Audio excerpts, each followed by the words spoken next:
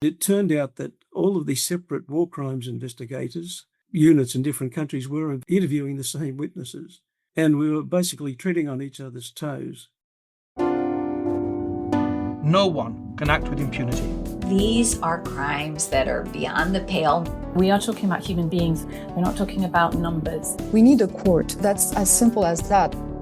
This is Asymmetrical Haircuts, your international justice podcast with Janet Anderson and Stephanie van den Berg. This episode was produced in partnership with justiceinfo.net. All rise. Hi, Janet. Hi, Steph. Today, we're going to look at war crimes investigation in Australia writ large. Yeah, great. They're in the spotlight again now with trials for alleged war crimes committed by Australian troops in Afghanistan following the Brereton report.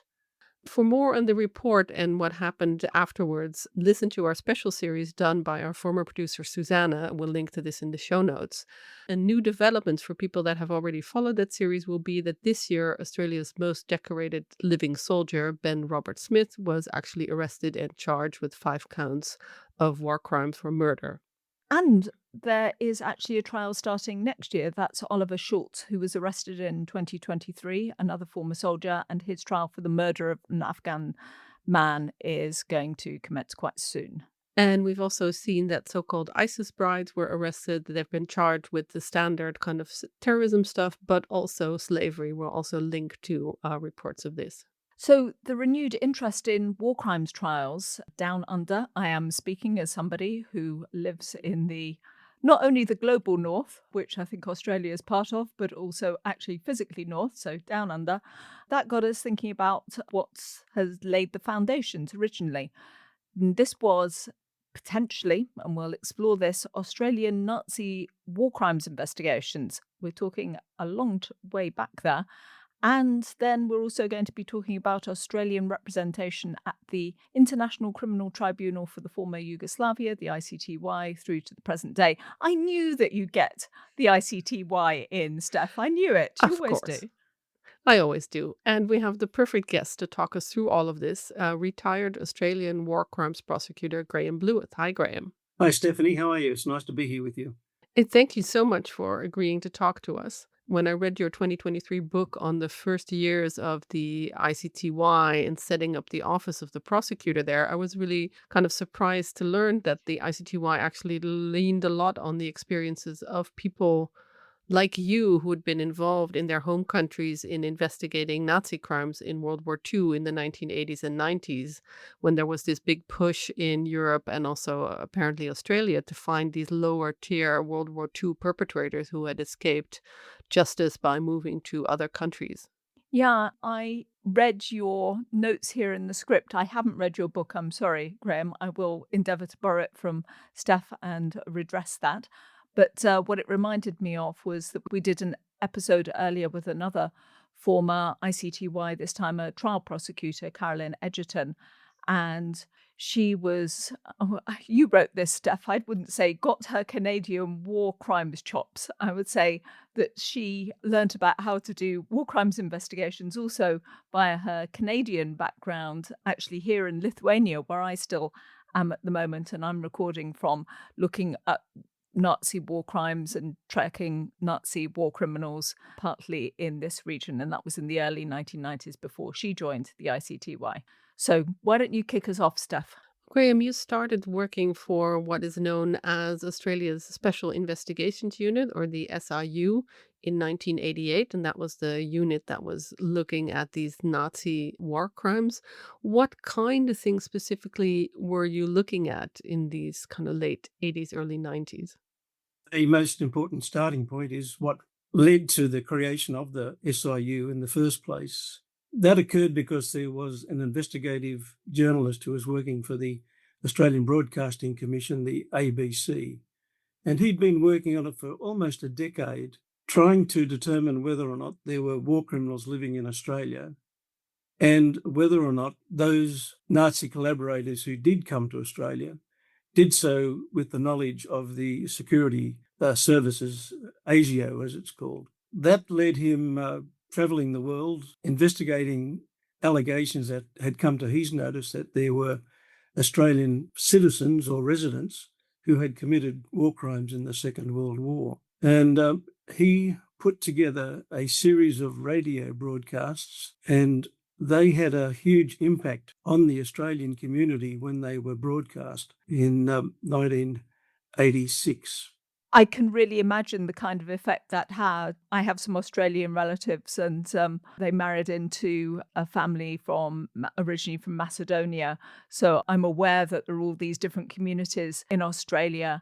What kind of effect did that have? One of the immediate effects was that the Australian public were horrified at the thought that there were mass murderers living next door to them. That public outcry, together with pressure being put on the Australian government to do something about it, led to the Australian government under Prime Minister Bob Hawke to create the Special Investigations Unit that had the mandate to investigate those allegations, and if sufficient evidence could be gathered, to then prosecute those people in the Australian courts. The thought of deporting these people or sending them back to the Soviet Union would tantamount to a death penalty, and the Australian government was not prepared to send people back to the Soviet Union, which is where most of the alleged perpetrators had come from and where the crimes had been committed. So the decision was that they would be prosecuted as if the crimes had been committed here in Australia, and that they would be prosecuted in the state where they lived, subject to the criminal laws and the laws of evidence in that state. You said that Australian public was kind of horrified at the idea of the murderer next door or mass murderer next door. Should I imagine that this unit went only after these people already identified by the journalist, or were people trying to contact you, concerned about their neighbor who looked kind of funny? How should I imagine how you got your tips on what to look for? The initial allegations, I think there were about 76 that were known, and they were referred to the SIU by the government. And after that, once the unit was established, that led to other organisations, other people, other media outlets sending reports to the SIU that there were, in fact, other alleged perpetrators living in Australia.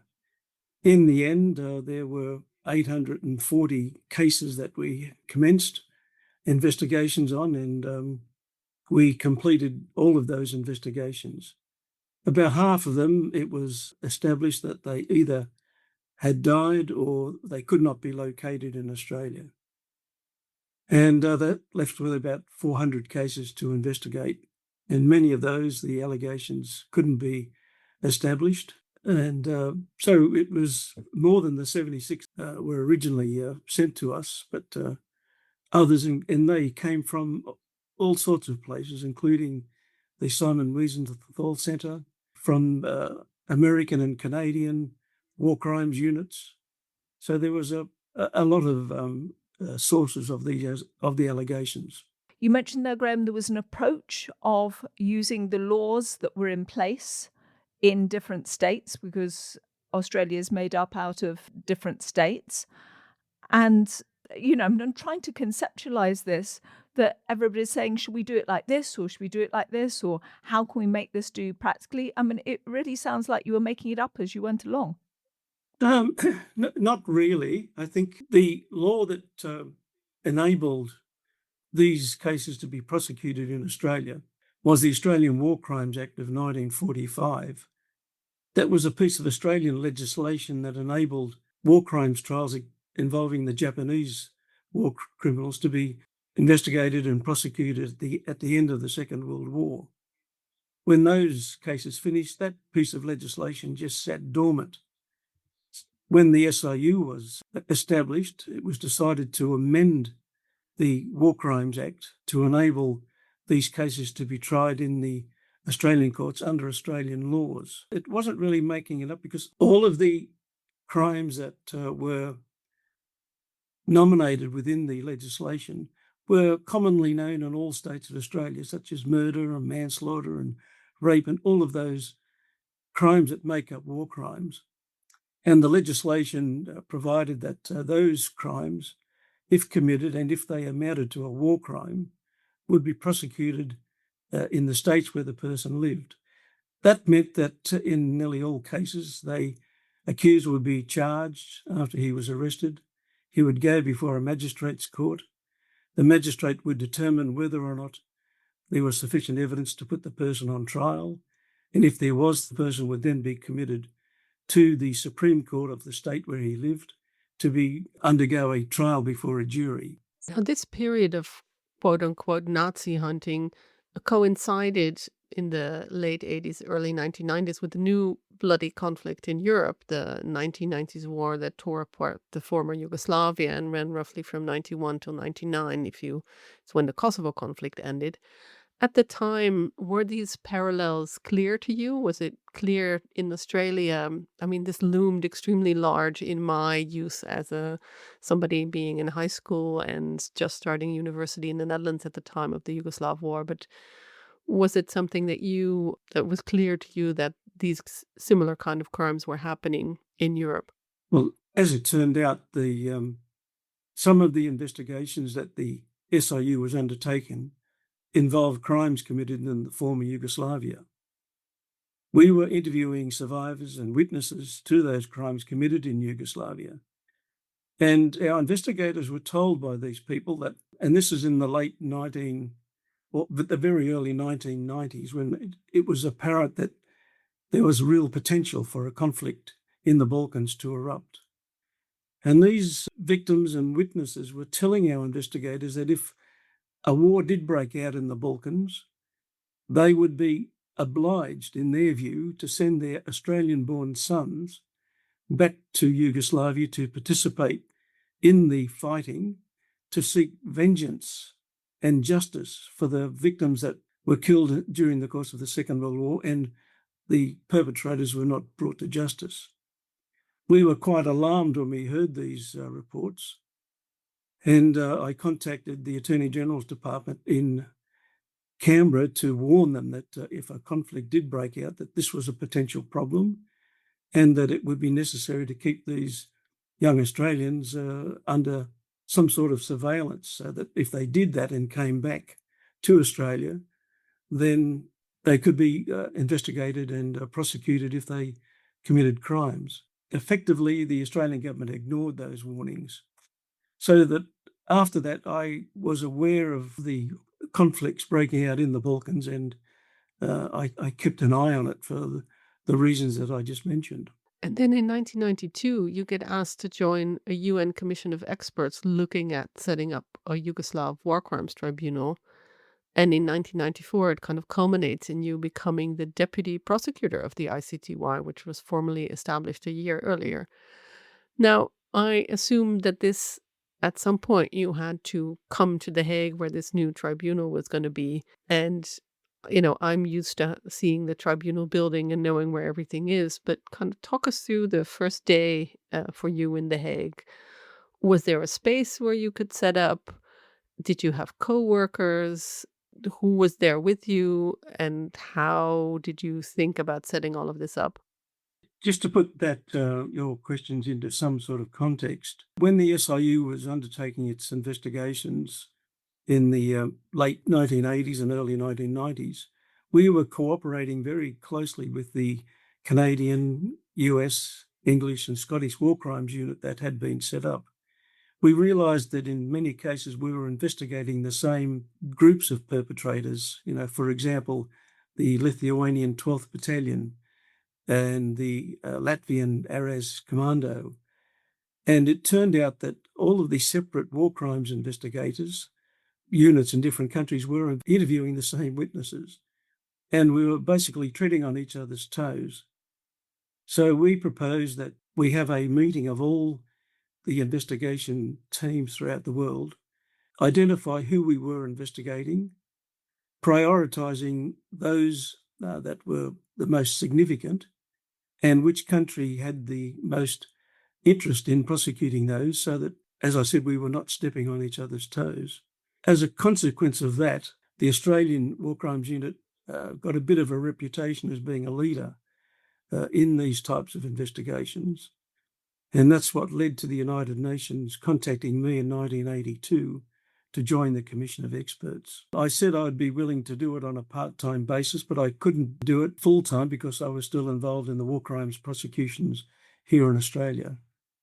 So I was told that it was a full-time job and no thanks. But when the SIU finished its work, when the last case finished in December of 1993, I contacted the UN and said, "You contacted me to join the Commission of Experts. I couldn't do it then, but I can do something now. I see that you're having problems setting up the prosecutor's office, and if you think my expertise can help, then I will make myself available." That message was received in New York, and I was then invited to travel to The Hague to be interviewed for the job of deputy prosecutor. There was a Venezuelan man, Escobar Samon, who was the prosecutor-elect. He had not taken up office, but he interviewed me for the job and said he would recommend my appointment as the deputy prosecutor. At the end of the interview, which took place in The Hague, he said, "I want you to come with me now to the tribunal headquarters where all the judges are meeting in a plenary session." And at that plenary session, he said, "I've just interviewed Graham Blewitt and I'm going to recommend his appointment as the deputy prosecutor. However," he said, "I've got another announcement to make, and that is that I'm not going to take up my position as chief prosecutor. I have another job back in Venezuela and I'm intending to take that job."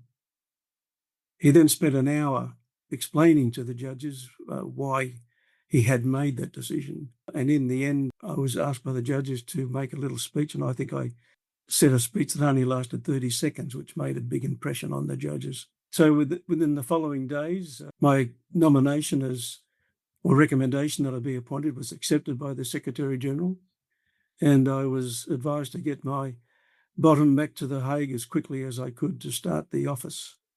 So, Stephanie, now coming to your question, the first I arrived in the tribunal, I was the only person in the prosecutor's office, and effectively I was the first person in the prosecutor's office. All I had there were, I think, 2 floors in the building that were set aside for the prosecutor's office.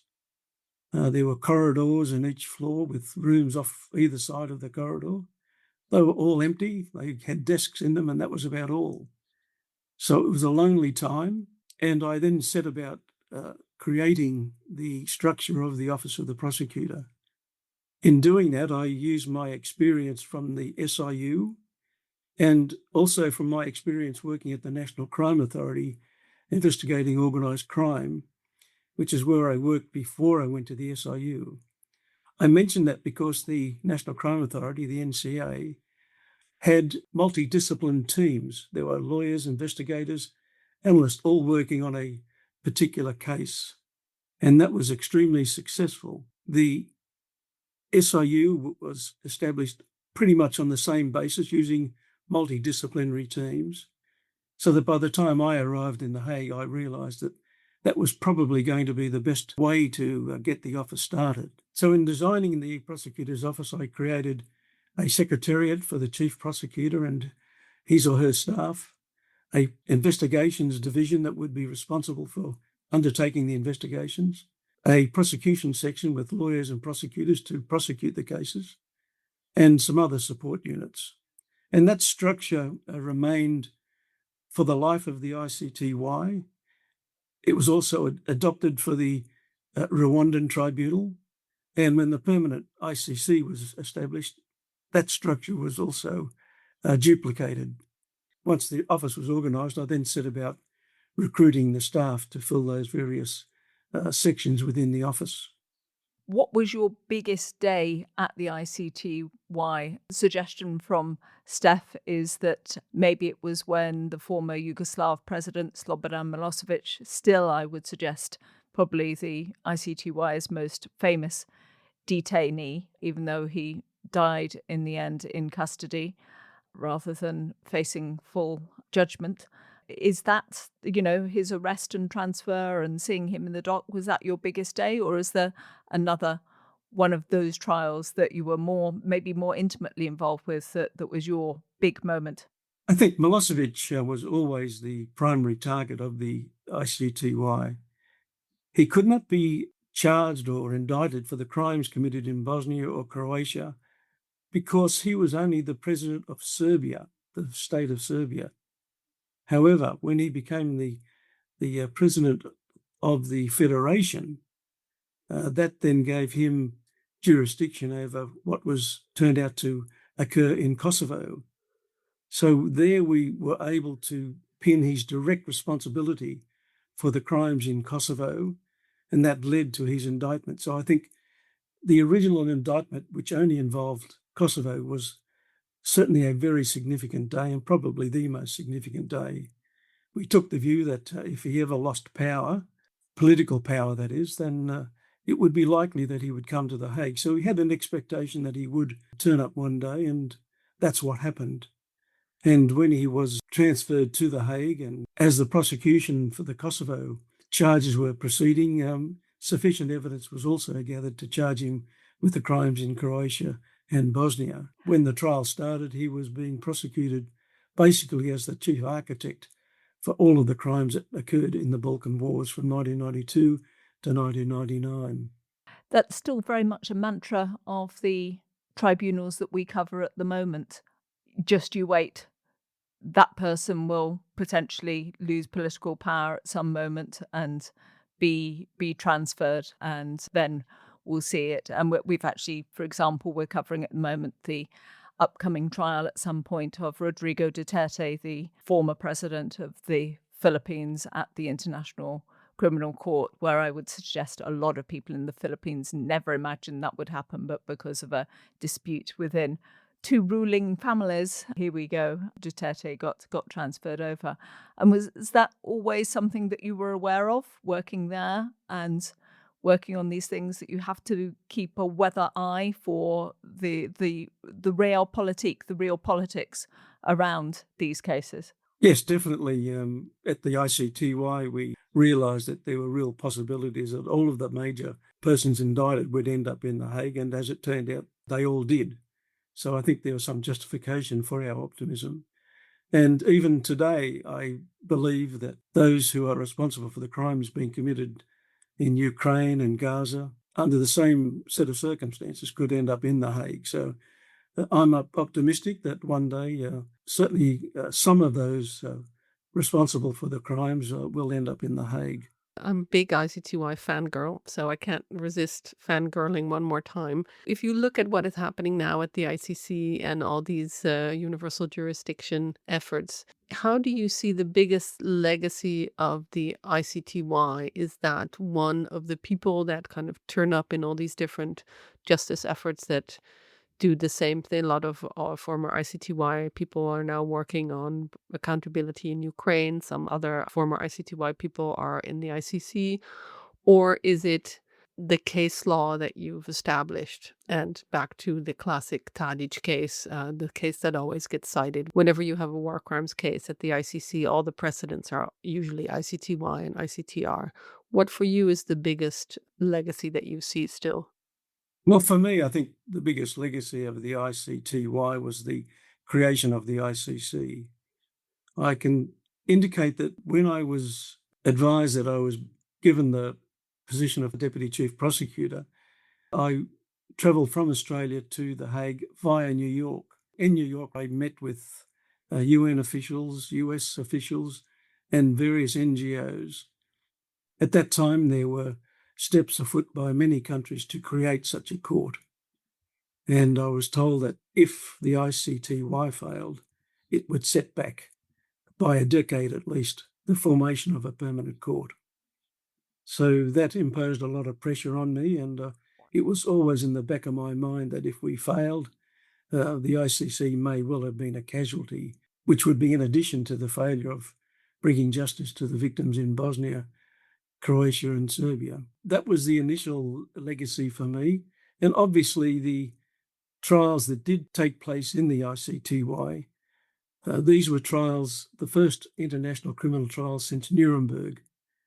And up until Nuremberg, international criminal law, well, virtually it was very much established at Nuremberg what international crimes were, so that the crimes were known, but Up until the ICTY, international criminal law was merely an academic study. So when the ICTY indicted and charged and prosecuted those who were charged, it meant that the courts had to rule upon all sorts of aspects of international criminal law that had not been decided by a judicial body. So in many ways, the ICTY created the legal precedents that enabled subsequent tribunals, which included the ICC, to undertake their work.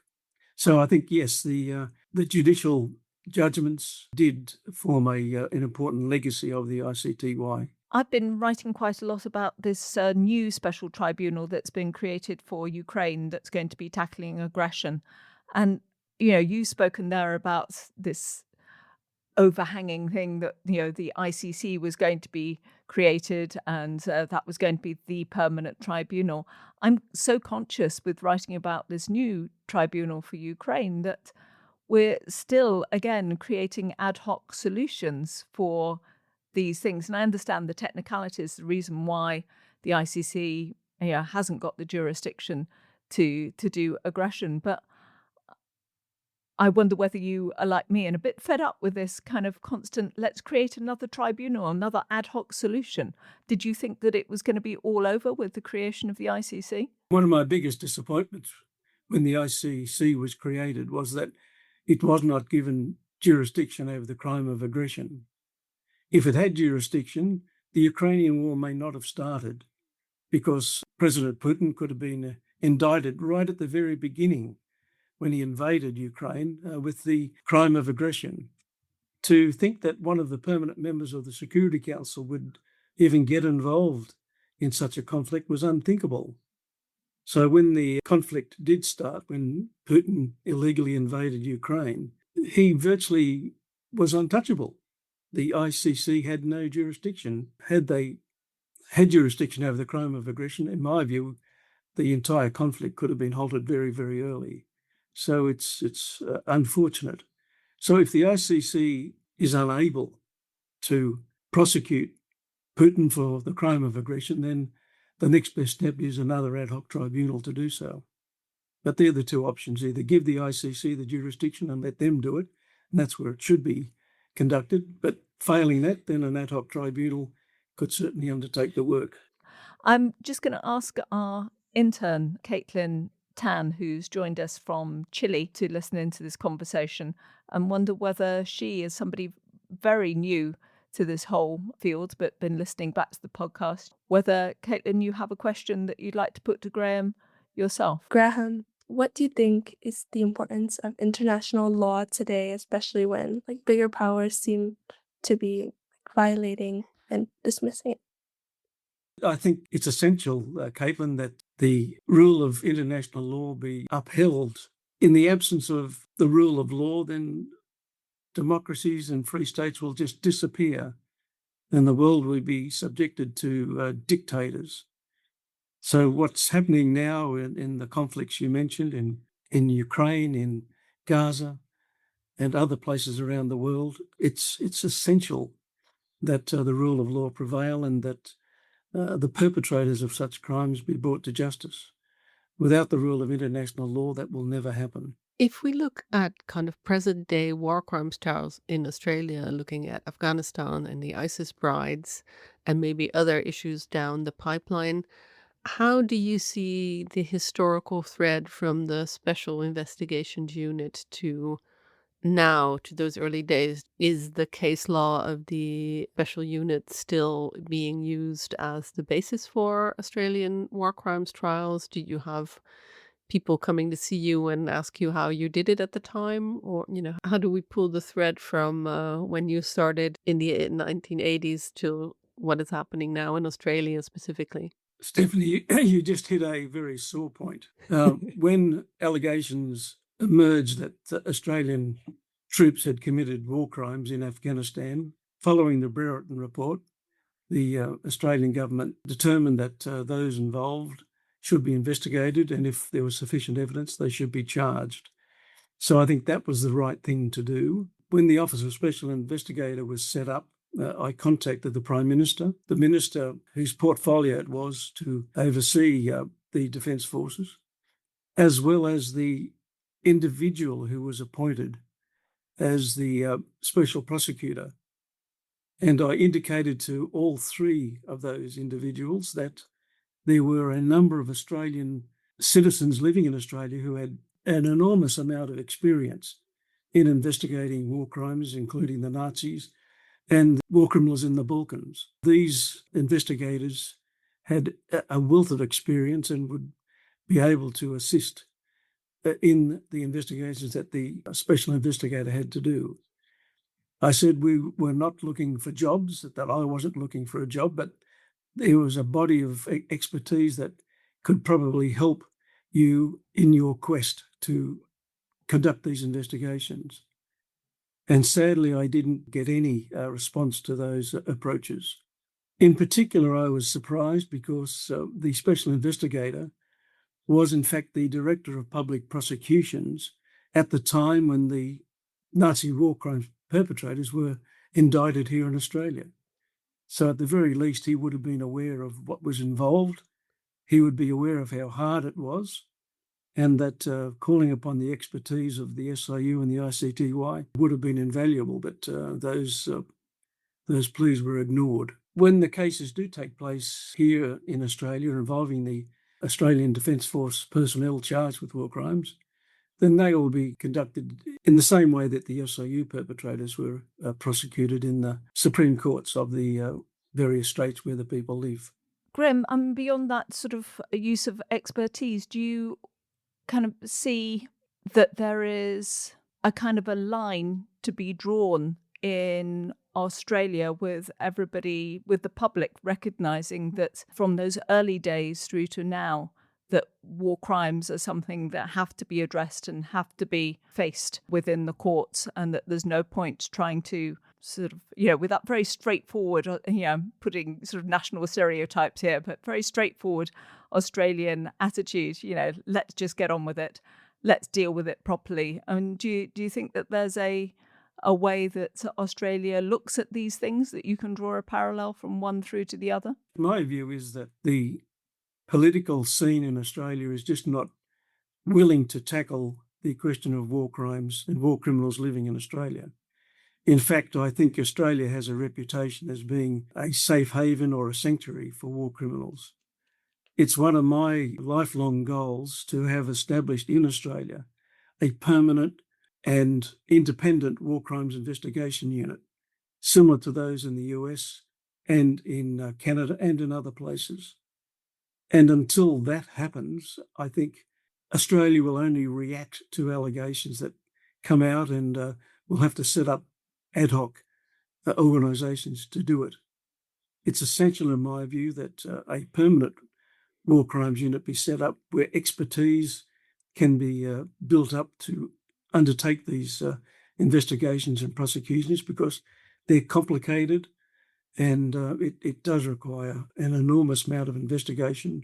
I repeat that I think the only way that can happen here in Australia is for the creation of an independent, permanent war crimes investigation unit. Well, on that note, I think we're going to wrap up this podcast. I want to thank you. I understand that we've only scratched the surface on a lot of issues, but this is still more than most people probably know about war crimes investigations in Australia. So I thank you very much for sharing your wealth of experiences and expertise with us on that. We always end our podcast with what we call asymmetrical haircuts questions. One of them is there something that we didn't talk about or didn't mention that you really, really wanted to say? I would assume that maybe the heartfelt plea for the war crimes unit was it, but is there a burning issue that you want to tell us about? As you just mentioned, for me, the most burning issue is the creation of this permanent war crimes investigation unit in Australia.